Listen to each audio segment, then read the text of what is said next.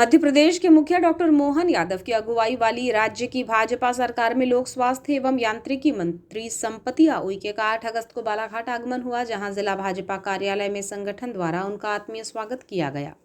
इस मौके पर उन्होंने प्रेस वार्ता ली, जिसमें प्रधानमंत्री मोदी के तीसरी बार शपथ लेने पर हर्ष व्यक्त किया। साथ ही प्रदेश की सभी लोकसभा सीटों पर भाजपा प्रत्याशियों की जीत पर प्रदेशवासियों का आभार जताया। उन्होंने वार्ता में बताया कि प्रधानमंत्री मोदी के नेतृत्व में 7वीं बार बजट पेश किया गया है। सबका साथ सबका विकास करने का दृष्टिकोण हमारी सरकार का है, इसलिए हर क्षेत्र में बजट का प्रावधान किया गया है।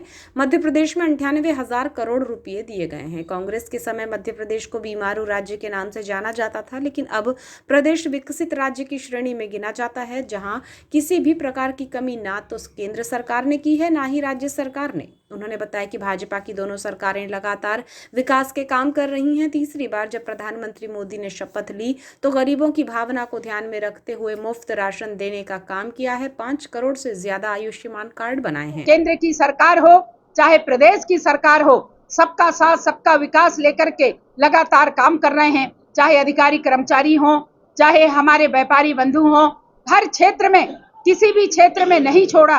चाहे किसानों के लिए जिस तरीके से बजट में प्रावधान था, पूर्व में हम यदि देखें कि 22-23 में जिस तरीके से बजट थी उसको बढ़ाकर दुगनी बढ़ाकर के आज 23-24 में दुगना कर दिया गया है। तो मैं मानती हूँ कि हमारे किसानों के जीवन में भी खुशहाली आएगी और छोटे छोटे किसानों को भी मार्केट प्रोवाइड कराने के लिए भी माननीय प्रधानमंत्री जी ने एक बजट में प्रावधान रखा है। तो निश्चित ही हमारे किसान अन्नदाता बंधुओं को भी एक अच्छा उसका लाभ मिलेगा, ऐसा मैं मानती हूँ।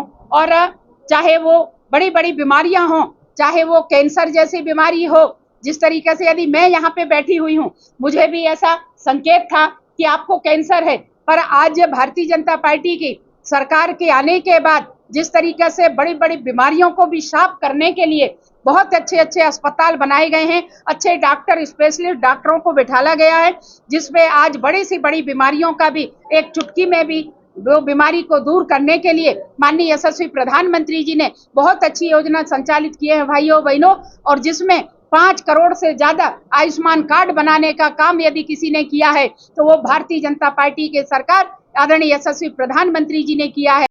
लोक स्वास्थ्य यांत्रिकी विभाग में गड़बड़ियों के सवाल पर मंत्री संपति उइके ने कड़े शब्दों में कहा कि मैं सरपंच से लेकर मंत्री पद तक पहुंची हूं, इसलिए हर तरह की भौगोलिक स्थिति को ध्यान में रखकर चलती हूं। कोई अधिकारी गड़बड़ी करे और साबित हो तो अधिकारियों को सस्पेंड भी कर देती हूं।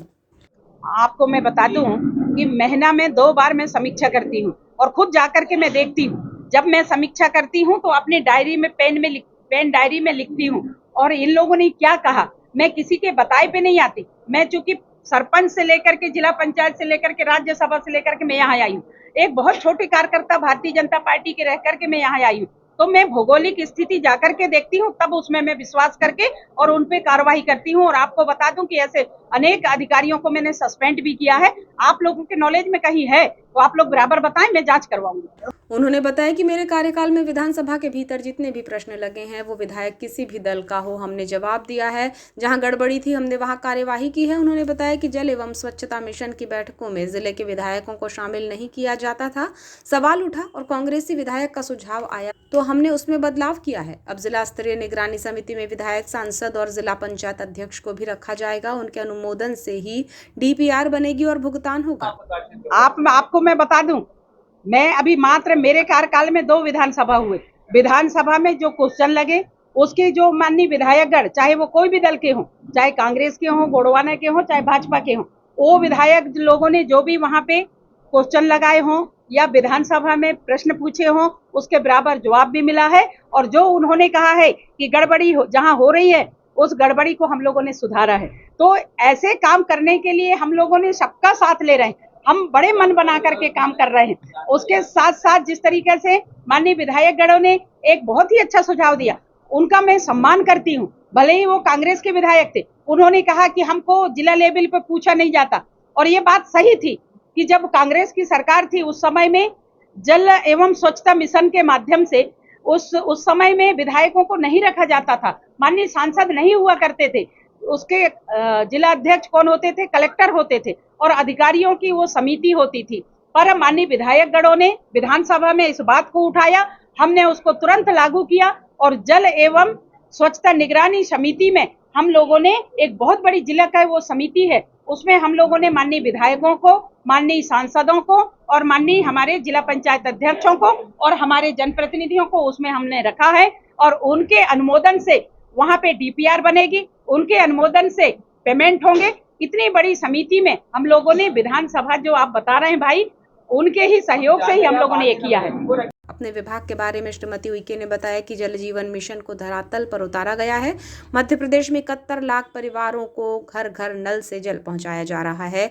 देश में 54% कार्य हुआ है। मध्य प्रदेश ही देश का ऐसा प्रदेश है जहां हर जिले में लैब बनाई गई है जो NABL लैब है। पानी के टेस्ट होते हैं। PHE ने 5 प्रकार के प्रशिक्षण दिए हैं।